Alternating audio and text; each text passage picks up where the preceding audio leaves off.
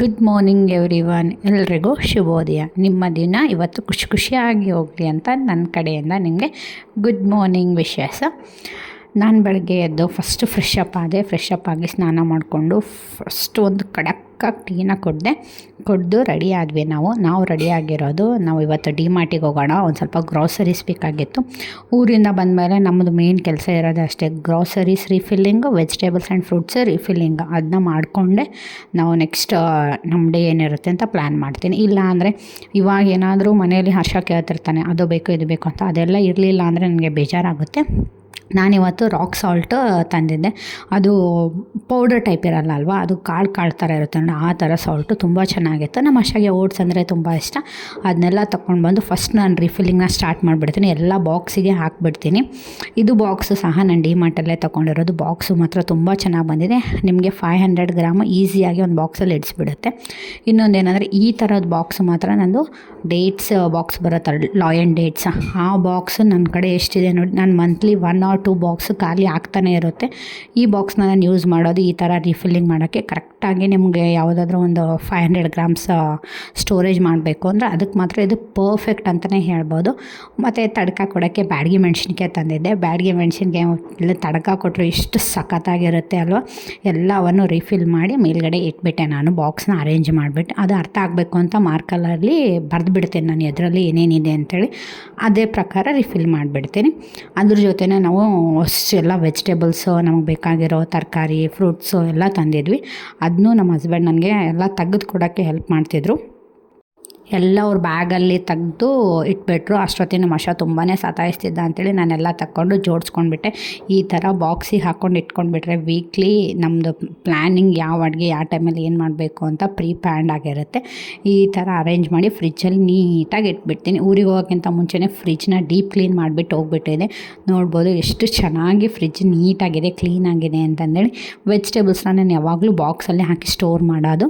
ಆ ಸ್ಟೋರ್ ಮಾಡೋದ್ರಿಂದ ವೀಕ್ಲಿ ತುಂಬ ಚೆನ್ನಾಗೂ ಬರುತ್ತೆ. ಆಮೇಲೆ ವೆಜಿಟೇಬಲ್ಸು ಫ್ರೆಶ್ ಆಗೂ ಸಹ ಇರುತ್ತೆ. ಮತ್ತು ನಿಮ್ಗೆ ಯಾವ ವೆಜಿಟೇಬಲ್ಸ್ ಬೇಕೋ ಅದನ್ನ ಆರಾಮಾಗಿ ನೀವು ತೊಗೋಬೋದು, ಆಮೇಲೆ ಯೂಸ್ ಮಾಡ್ಬೋದು. ನೋಡ್ಬೋದು ನನ್ನ ಕ್ಯೂಟ್ ಫ್ರಿಜ್ ಎಷ್ಟಿದೆ ಅಂತೇಳಿ. ಚೆನ್ನಾಗಿದೆ. ಕಮಾಂಡ್ ಡೌನ್ ಮಾಡಿ. ಆಮೇಲೆ ಕಾರ್ನು ಮತ್ತು ಪೊಟ್ಯಾಟೊ, ಆನಿಯನ್ ಎಲ್ಲ ತಂದಿದ್ವಿ. ಅದನ್ನ ಫ್ರಿಜ್ ಕೆಳಗಡೆ ಇರುತ್ತಲ್ಲ ಡ್ರಾವರಲ್ಲಿ, ಅದರಲ್ಲಿ ಹಾಕ್ಬಿಟ್ಟೆ. ಅದಾದಮೇಲೆ ಎಲ್ಲ ಫುಲ್ಲು ಕ್ಲೀನಿಂಗ್ ಮಾಡೋದಿತ್ತು. ಇನ್ನೂ ಒಂದು ಸ್ವಲ್ಪ ಗ್ರಾಸರೀಸ್ ಇತ್ತು, ಅದನ್ನ ನಾನು ಇವತ್ತು ಇಟ್ಕೊಳ್ಳಲಿಲ್ಲ, ನಾಳೆ ಇಟ್ಕೊಂಡ್ರೆ ಆಯಿತು. ಯಾಕಂದರೆ ಅದನ್ನ ತೆಗಿಬೇಕು ಅಂದರೆ ಎಲ್ಲ ಸ್ಟೀಲ್ ಬಾಕ್ಸಸ್ಸು, ಯಾವ್ಯಾವ ಬಾಕ್ಸಸ್ ಇದೆ ಎಲ್ಲ ತೆಗೆದು ರೀಫಿಲ್ ಮಾಡಬೇಕಾಗುತ್ತೆ.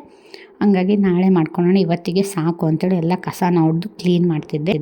ಈವ್ನಿಂಗು ಒಂದು 6 o'clock ಕೂತ್ಕೊಂಡಿದ್ದೆ ನಾನು ಇವನ್ನೆಲ್ಲ ರೆಡಿ ಮಾಡೋಕ್ಕೆ. ಯೂಶ್ವಲಿ ಯಾವುದಾದ್ರೂ ಒಂದು ಐಟಮ್ನ ತರ್ತೀವಿ, ಅಥವಾ ಗ್ರೋಸರಿ ತರ್ತೀವಿ ಅಥವಾ ವೆಜಿಟೇಬಲ್ಸ್ ತರ್ತೀವಿ. ಮಾರ್ನಿಂಗ್ ಹೋಗಿ ಗ್ರಾಸರಿ ತಂದ್ವಿ, ಈವ್ನಿಂಗ್ ಹೋಗಿ ವೆಜಿಟೇಬಲ್ಸ್ ಎಲ್ಲ ತಂದ್ವಿ. ಹಂಗಾಗಿ ತುಂಬ ಕೆಲಸ ಆಗಿಬಿಡ್ತು. ನೋಡ್ಬೋದು 9:30 ಆಗ್ತಿದೆ ಟೈಮು. ನನಗಂತೂ ತುಂಬಾ ಸುಸ್ತಾಗ್ಬಿಡ್ತು. ಅದಾದಮೇಲೆ ಬೆಡ್ಡಿಗೆ ಹೋದರೆ ನಮ್ಮ ಹರ್ಷಂದು ಗೋಳು ಕೇಳಿ.